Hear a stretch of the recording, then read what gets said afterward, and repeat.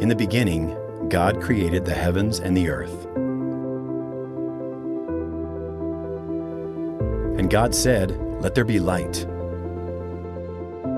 Let the water under the sky be gathered to one place, and let dry ground appear. Let the land produce vegetation. Let there be lights in the expanse of the sky.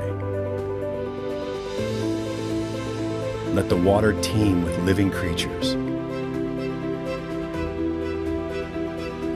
and let birds fly above the earth."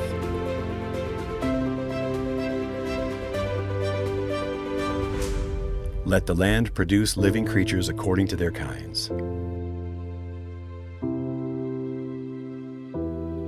This is the story of how God created all things in 6 days, as told in Genesis chapter 1.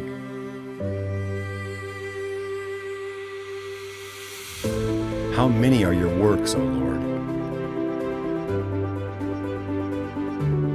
In wisdom you have made them all. The earth is full of your creatures. Psalm 104, verse 24.